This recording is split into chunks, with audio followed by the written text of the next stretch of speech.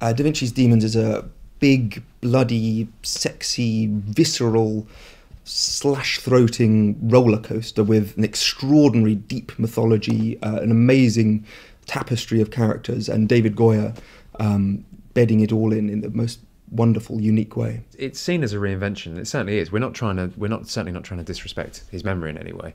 And actually, if you look at biographies from the time, a guy, Giorgio Vasari, wrote a biography called Lives of the Artists. It's one of the only biographies that were written by a man who actually knew him. And he says in that biography that it's probably slightly exaggerated. The man sounds like he was in awe of him, but says how he was superhuman and he could sword fight and he could horse ride and he could bend an iron bar with both hands. So like with bare it was hands. lead. Yeah. And Yeah. So there was a time where people, back then saw him, not only his mind as superhuman, but his actions. I mean, I remember meeting David Goyer for the first time over lunch, and we were just kind of talking about all the characters, and it became really apparent really quickly. He had the most extraordinary encyclopedic knowledge of every character, of their history, where they would be going in series 6.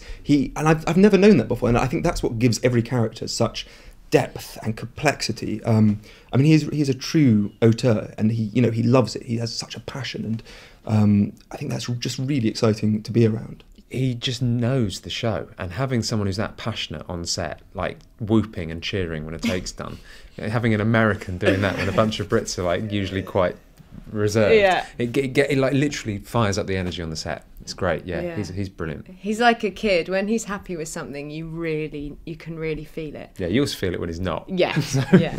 That was awesome, you mooks. It's like, oh, okay, great. I mean, David has also compared Da Vinci to kind of characters that he's written for before, characters like Superman and Batman. I mean, is there a comic book feel almost to Da Vinci's Demons? Oh yeah, it's like a graphic novel on screen, because I mean, not only does it look beautiful and artistic, it's crazy adventurous. It's a contained story, but then they tend to drift off into this huge mythology, like a backbone to a good graphic novel series. It's he's very much brought that feel to it, that kind of, and we certainly tiptoe into things that can't quite be explained, sort of things that don't look like they have a basis in reality. And other shows that have aired on Stars, they've contained a certain amount of sex and violence. I mean, would you say Da Vinci's Demons is similar? Does it deliver on the same sort of front? Or? Well, I mean, people didn't have sex in Renaissance Florence, so it's...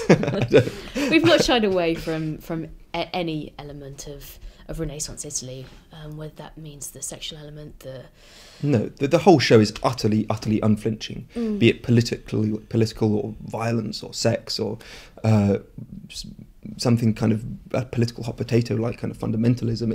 It's unflinching on every front. It's a really bold, unique, visceral voice, and I think that's what makes the show so utterly unique. And because it doesn't shy away, there was never a time when you sort of open a script and you think, oh my god, I've got to do this scene tomorrow. It was more like opening a script and going, oh my god, I get to do this scene tomorrow. It's really exciting to read. David's imagination is vast, so you never quite know, as you're reading the script, you never quite know what's going to happen next, and you think, can we get away with that? And then you do, and it all comes from absolute truth and honouring these characters and their journeys and their stories. So there was never anything that we were doing that we felt uncomfortable with or that felt out of place. I think the escape into pure fantasy is a wonderful thing when it's done well, as this really is in Da Vinci's Demon.